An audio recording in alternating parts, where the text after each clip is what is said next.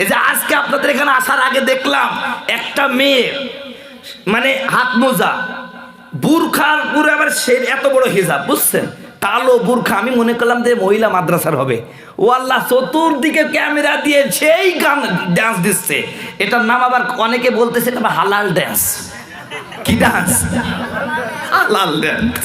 মানে শয়তান কত খারাপ, মানে এরা এদেরকে দেখে শয়তান পর্যন্ত কি বলে জানেন? ও আল্লাহ, তুমি আমারে শয়তান বানালে থাকে, এটাই তো বড় শয়তান। কথা বলছে না কেন? মানে চেহারা সুরতে দেখলে মনে হবে কনফার্ম জান্নাতি। এই জন্য আমি যুবকদেরকে বলছি, যুবকেরা বুরখাওয়ালা দেখলেই মনে করো না এটা খুব দিনদার, এটা আবু জাহেলের বোনও হতে পারে। কথা বলছে না কেন? সেই মেয়েটা বুরখা পরে, হাত মোজা পরে, কালো বুরখা পরে, ইসলামিক লিবাস পরে হাজার হাজার মানুষের সাথে ডিজে গানের সাথে ডান্স করতে পারে, ওটা আস্ত শয়তান। আস্তাগফিরুল্লাহ। এবারে কোন জামানায় আসলাম? এরা তুই ডান্স করবি তা তুই থ্রি পিস পরি করবি, তো বুরখাওয়ালাকে এই একজনের কারণে শত বুরখাওয়ালি মেয়েদের আজকে বদনাম হচ্ছে। অনেকে বলে না যে বুরখার মধ্যে শয়তান আছে, এই সমস্ত বদমাইশ মহিলাদের জন্য বলছে। রাগ করছেন ভাই? সি সি সি, কি একটা অবস্থা চলছে। পার্কগুলোতে যদি যান মনে হবে যে এটা একটা মাদ্রাসা, মহিলা মাদ্রাসা। কি সুন্দর আল্লাহওয়ালা বয়ফ্রেন্ড নিয়ে বসে আছে। আরে বলেন, আল্লাহওয়ালা মেয়ে কোনদিন পর পুরুষের সাথে পার্কে যাই বসে থাকতে পারে? আসলে এগুলো শয়তান। মানে এইটা একটা লিবাস ধরেছে, এই শয়তানি বাদ দিতে হবে। বল, তোমার কারণে হাজার হাজার দিনদার মহিলাদেরকে এখন মানুষ খারাপ মনে করতেছে। আমার বন্ধুগণ, আমার ভাইয়েরা, এমা বুরখা তোমাকে পড়তেই হবে, কারণ প্রত্যেকটা প্রাপ্তবয়স্কা নারীকে পর্দা করা ফরজ। কথা বলুন ঠিক কিনা? আল্লাহ বলেন, কারুনা ফি বুয়ুতিকুন্না ওয়ালা তাবাররুজনা তাবাররুজাল জাহিলিয়াতিল উলা। যেরকম আল্লাহু আকবার।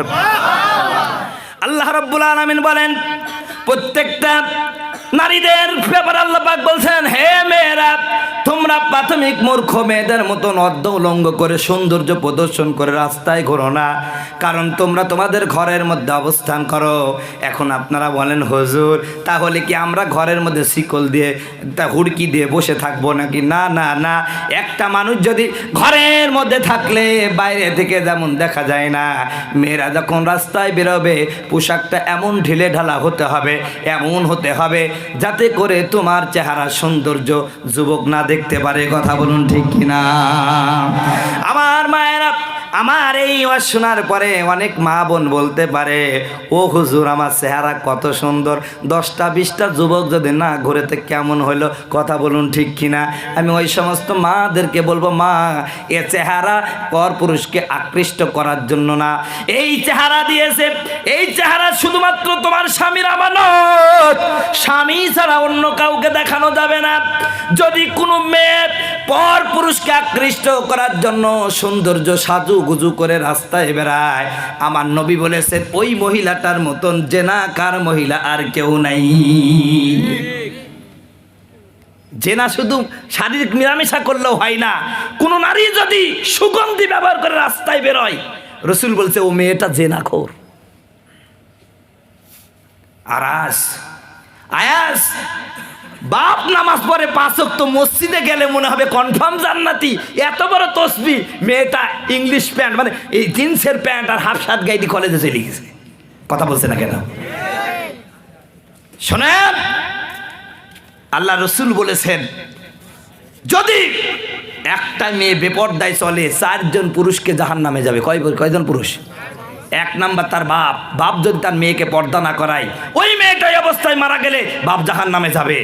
এরপরে তার ভাই, ভাই যদি তার বোনকে পর্দায় না করায়, এই অবস্থায় যদি তার বোন মারা যায়, এই ভাইকে জাহান্নামে নিয়ে যাবে। 3, স্বামী যদি তার বউকে পর্দা না করায়। অনেক যুবক আছে বাপকে ওয়াজ করে, বাপ বয়স হয়ে যাচ্ছে, বিয়ে দিচ্ছেন না কেন? কয় বিয়ে দেওয়া ফরজ। ওরে ভাই, বিয়ে দেওয়া যেমন ফরজ, বউকে পর্দা রাখাও কি? কথা বলছে না কেন? বউ রাখার জায়গা নাই, উনি বিয়ে করার জন্য পাগল হয়ে গেছে। কথা বলছে না কেন? আজ অনেক মেয়েরা পর্দা করতে চায়, কিছু যুবক আছে বউকে এসে বলতে দেয় মাঠে ভাত নিয়ে যাবি, এই গরুরা রেখে দিয়ে আসবি। কথা বলছে না কেন? একা ও তোমার গরু রাখতে আইছে, তোমার মাঠে কাজ করতে আইছে, সে আসছে তোমার বাড়ির কাজ করার জন্য। কথা বলো ঠিক কিনা?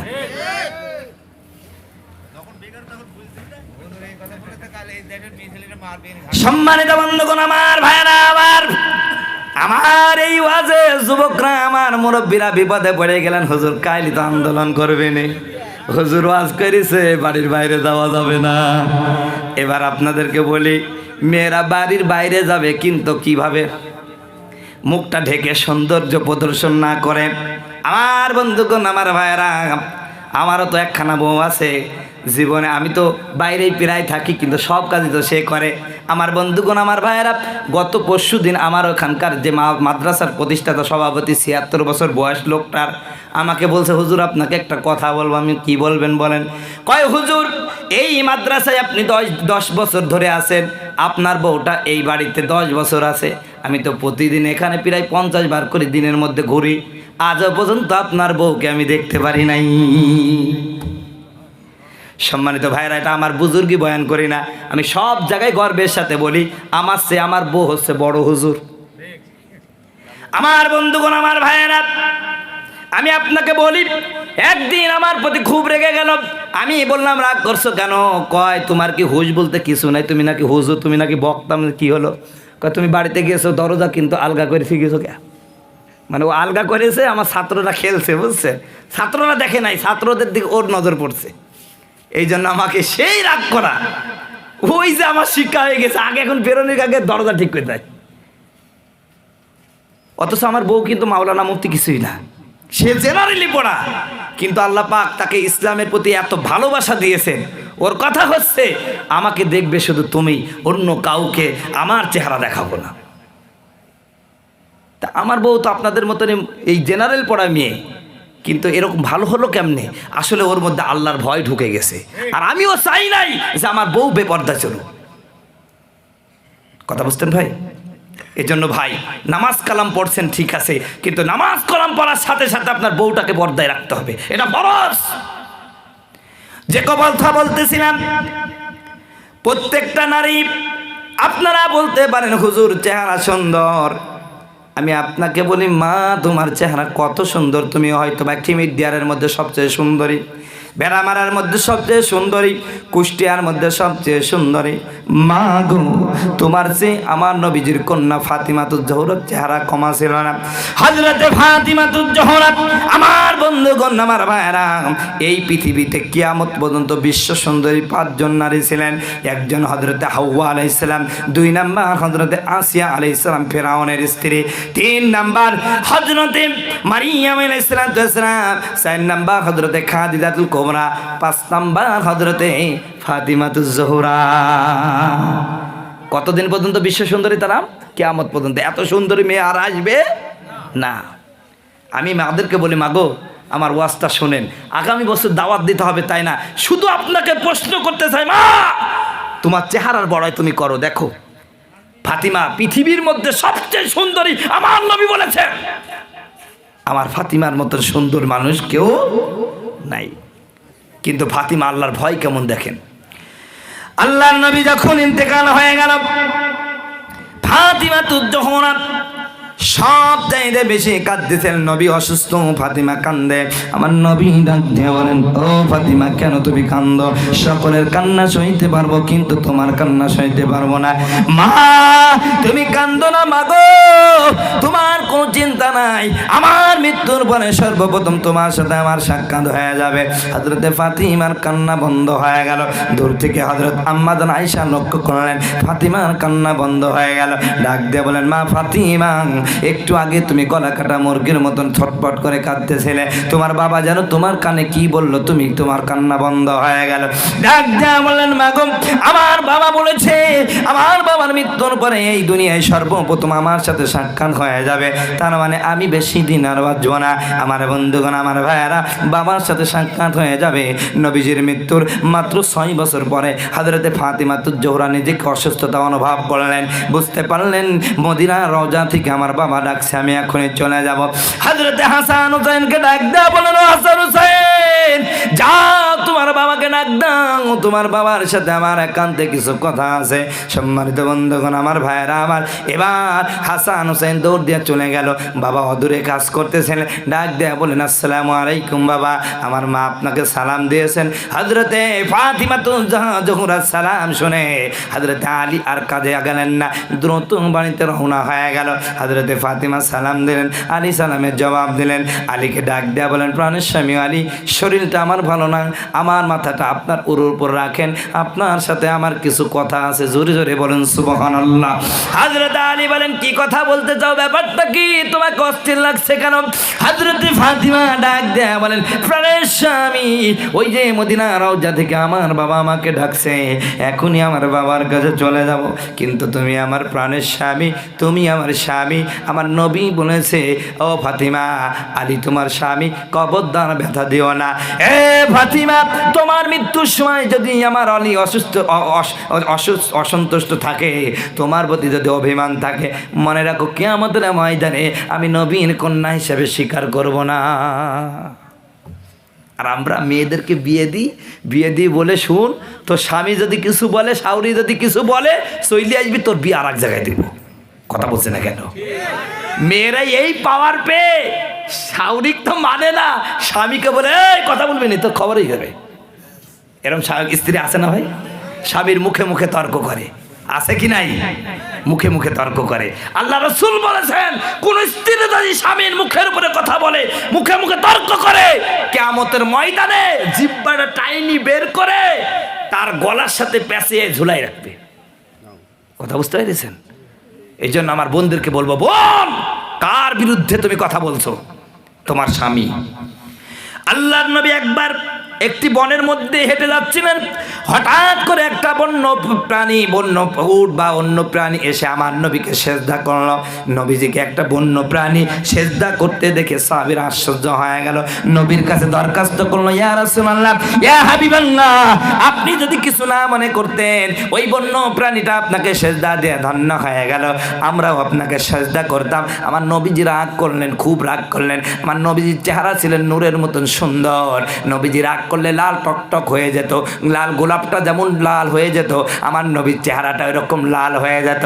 আমার নবী রাগান্বিত হয়ে গেলেন, সাহাবীরা থরথর করে কাঁপছেন। নবী ডাক দিয়ে বলেন, আমার সাহাবীরা শোনো, কি বলেছো আমাকে সেজদা? নাউযুবিল্লাহ, না না না, এ সেজদা কেবলমাত্র আল্লাহকে দিবা। জোরে বলেন সুবহানাল্লাহ। নবীজি সেজদার কথা শুনে রেগে গেছে। আর আমার দেশের কিছু মুসলমান আছে, পীর হয়ে দুপাত এদিক দিয়ে দেয়, মুরিদ সমানে সেজদা করে। কথা বলুন ঠিক কিনা? ও পীরও জাহান নামে যাবে, মুরিদও জাহান নামে যাবে। কথা বলুন ঠিক কিনা? সেজদা কারে দিবেন? জোরে বলুন কারে? মুসলমান এটাই বুঝে না, আর বুঝাতেও পারি না আমি। এই কপালটা পৃথিবীতে আল্লাহ শুধুমাত্র মানুষের উঁচু করে দিয়েছে। আমাদের মতন উঁচু কপাল পৃথিবীতে কোনো প্রাণীর আছে ভাই? সমস্ত প্রাণীর কপালটা হলো নিচু, আর মানুষের কপালটা আল্লাহ পাক উঁচু করে দিয়েছে। এই কপাল দিয়ে শুধুমাত্র আল্লাহর কাছে মাথা নত করবা, আল্লাহর কুদরতি পাই সেজদা দিবা। সুতরাং তোমার পীরের বিরুদ্ধে কথা বলি না আমি, ওই সমস্ত বদমাইশ পীরের কথা বলি যারা পীর হয়ে মানুষকে সেজদা করার জন্য অনুমোদন দেয়। মনে রাখবেন, এই পৃথিবীতে তোমার সবচেয়ে বড় পীর হলো তোমার মা বাপ। সবচেয়ে বড় পীর কে? মা বাপ। মা বাপের চেয়ে বড় পীর নাই। আরে আমি নুরুল আমিন তোমার জন্য দোয়া করলে কবুল হতেও পারে, নাও পারে। আর তোমার মা যদি একটা বেশ্যাও হয়, তোমার বাপ যদি একটা চিটারও হয়, তোমার জন্য দোয়া করলে কবুল হবে। আশ্চর্য হয়ে যাচ্ছেন? আশ্চর্য হয়ে যাচ্ছেন? আপনি আমার এই কথাটা, আপনাদের ভেড়া মারে অনেক বড় বড় আলেম আছে আমার চেয়ে, বলে দিবেন যে নুরুল আমিন এমন কথা বলেছে, কোন হুজুরের বাপের ক্ষমতা নাই আমার এই কথাকে রদ করা। আজে বাজে কথা বলছি না ভাই, বাস্তব কথা। মাকে মশারি নেই, মাকে মশাই খায়। বাবার মাথার উপরে ফ্যান নাই, মাজারে গিয়া তুমি 10 কেজি আপেল দিয়ে চলে আসতেছো। তোমার মতন কুলাঙ্গার সন্তান আকাশের নিচে জমিনের উপর কেউ নাই। তুমি পীরকে খুশি করতে পারবা না। তুমি 10 কেজি আপেল নিয়ে এসো, আর একটা মুরিদ 20 কেজি নিয়ে এসে তোমার 10 কেজির কথা মনে থাকবে? কথা বলছে না কেন? আর মাকে এই যে বর্তমান আঙ্গুরের সময় দুটি আঙ্গুর কিনে মায়ের মুখে দিলে দাও, মা দোয়া করলে তোমার কিসমত খুলে যাবে, বলেন সুবহানাল্লাহ। কথাই কথা চলে আসলো, কষ্ট হবে না তো, রাইট হয়ে যেতে হবে। কিন্তু আমার ভাইয়েরা, আমার নবী মুহাম্মদ রাসূলুল্লাহর কাছে একজন সাহাবী এসে অভিযোগ করলো, নবী গো, আমি যে কাজেই যাই খালি লস খাই, কোনো ব্যবসায় আমার উন্নতি হয় না, খালি লস খাই। নবী আপনি আমার জন্য দোয়া করে দেন, আল্লাহ পাক যেন আমার ব্যবসায় বরকত দান করে। আমার নবী তার এই দোয়ার কথা শোনার পরে কিছুক্ষণ চুপ থাকলেন। এরপরে ওই সাহাবী বলেন, হুজুর আমি যেই দোয়াটা চেয়েছি আপনি কি তেমন দোয়া করতে চান না? আমার নবী ডাক দেয়া বলেন, আমার সাহাবী শোনো, আমি তোমার দোয়া করব না, তবে একজন মানুষের কথা জানতে চাই, বলো কি তোমার মা বাপ বেঁচে আছে নাকি? বলেন সুবহানাল্লাহ। হুজুরের কাছে দোয়া চাইছে কি, হুজুর আমার ব্যবসায় যেন কি হয়, বরকত হয়। হুজুর উল্টা বলছে তোমার মা বাপ বেঁচে আছে। লোকটি বলল, হুজুর অমুক জিহাদে আমার বাবা মারা গেছে, মাটা আছে বড় বৃদ্ধা। আমার নবী বলছেন আমাকে দোয়া, আমার কাছে দোয়া চাইও না, যতটুক সম্ভব যতটুক সামর্থ্য আছে ওই অনুযায়ী তোমার মাকে খুশি করো। বলেন সুবহানাল্লাহ। নবীজি সাহাবী আমার আপনার কথা মতন সাহাবী না, আমাদের আপনার পীরের কথা হলো ঠিক আছে তোমার ব্যবসায় বরকত আছে না, আমার মাজার একটা খাসি দিয়ে দাও। কথা বলুন ঠিক কিনা? আমার নবী কই কথা বলবে? আমার নবী বলছে তোমার মা বেঁচে আছে, যাও তোমার যতটুকু সামর্থ্য আছে মাকে খুশি করো। বলেন সুবহানাল্লাহ। রসুল নির্দেশ দেয়া দিয়েছে, এটাও তো দোয়া, ঠিক কিনা? এবার উনি যে মায়ের খেদমত করছে, মাকে খাওয়াই দেয়, মাকে গোসল করায় দেয়, নিজ হাতে খাওয়ায়, কিন্তু অভাব অনটন, তারপরও মাকে খুশি করে। একদিন সন্তান কাঁদতেছে, আল্লাহ আমার মাকে আজকে কি খাওয়াবো, আমার তো কিছুই নেই। মা শুনতে পেরেছে কথাটা, যাই হোক অনেক কষ্ট করে আবার মাকে খাওয়াই দিছে। দিয়ে বলছে, সন্তান রে তোর ব্যবসায় মনে হয় খুব সমস্যা চলছে তাই না? তো ছোট্ট বাচ্চার মতন মাথা নাড়ে, কয় তুই যা। জোরে বলেন সুবহানাল্লাহ। মা অজু করে যায় নামাজে দাঁড়িয়ে দোয়া করছে, মালিক আমার সন্তান এমনও অভাবের মধ্যেই আমাকে 3 বেলা নিজে রান্না করে খাওয়ায়, গোসল করে দেয়। ও মালিক আমার সন্তানের আপ্যায়নে আমি খুশি, আমি মা হয়ে দোয়া করছি, ও মালিক আমার সন্তানের রিজিকের মধ্যে বরকত দিয়া দাও। বলেন সুবহানাল্লাহ। এই দোয়া করতে দেরি বিকেল বেলায় বাজারে চলে গেছেন, একটা পণ্য কিনে বেচবেন, হঠাৎ করে সেদিনই দেখছেন ডবল লাভ। জোরে বলেন সুবহানাল্লাহ। এত লাভ হওয়া শুরু করলো, এত লাভ হওয়া শুরু করলো, মাত্র একটা বছরের মধ্যে 500 ছাগলের মালিক হয়ে গেলেন। বলেন সুবহানাল্লাহ। এত ছাগল, এখন ডিউটি বেড়ে গেছে, ব্যস্ততা বেড়ে গেছে, এখন আর নবীজির দরবারে আসে না। হঠাৎ কিছুদিন পরে আমার নবীর দরবারে গেছে। আমার নবী ডাক দেয়া বলেন, আমার সাহাবী ব্যাপারটা কি? আগে দেখতাম ঘন ঘন তুমি আমার কাছে আসতে, এখন তোমাকে ঠিক মতন দেখা যায় না, ব্যাপারটা কি? ব্যাপারটা কি? ডাক দেয়া বলেন, হুজুর গো আপনার কি মনে আছে আমি আপনার কাছে এসেছিলাম, হুজুর আপনি আমার ব্যবসায়ের জন্য একটু দোয়া করেন যেন আল্লাহ বরকত দান করে। আপনি বলেছিলেন মায়ের খেদমত করতে, আমি যথাসাধ্য চেষ্টা করেছি মায়ের খেদমত করা, আমার মা খুশি হয়ে আমার জন্য দোয়া করে দিয়েছে। হুজুর আমার আর কোনো অভাব নাই, বর্তমান এই মদিনার মধ্যে যত মানুষের ছাগল আছে তার মধ্যে আমি 3 নাম্বার পজিশনে আছি। জোরে বলেন সুবহানাল্লাহ।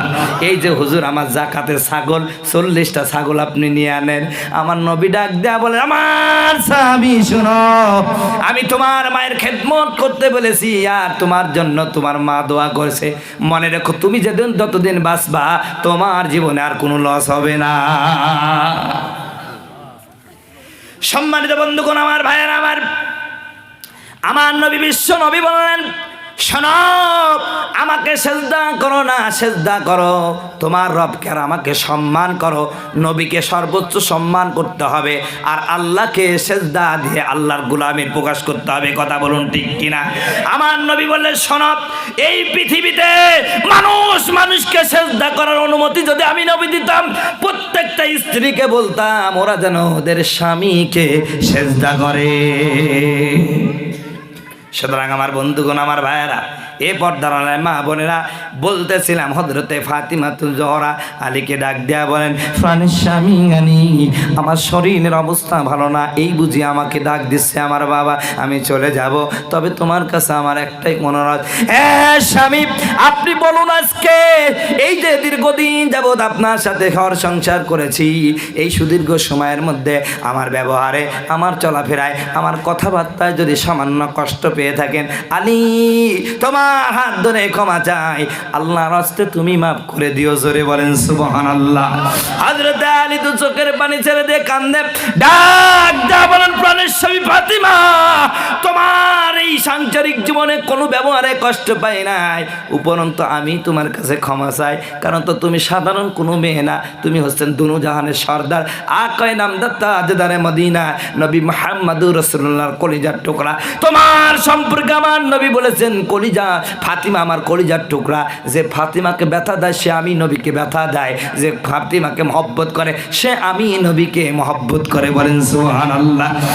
ফাতিমা বিশ্ব নবীর কলিজার টুকরা ফাতিমা, তুমি আমার দীর্ঘ সংসারে কোনোদিন তোমাকে 3 বেলা পেট পুরে খাওয়াতে পারে নাই, তোমার হক আদায় করতে পারে নাই, আল্লাহর হস্তে শোনো ফাতিমা, আমার যদি কোনো প্রকার কষ্ট পেয়েও তাকে আমি তোমারে মাফ করে দিলাম, তুমি বলো আমারে মাফ করবা কিনা। বলেন সুবহানাল্লাহ।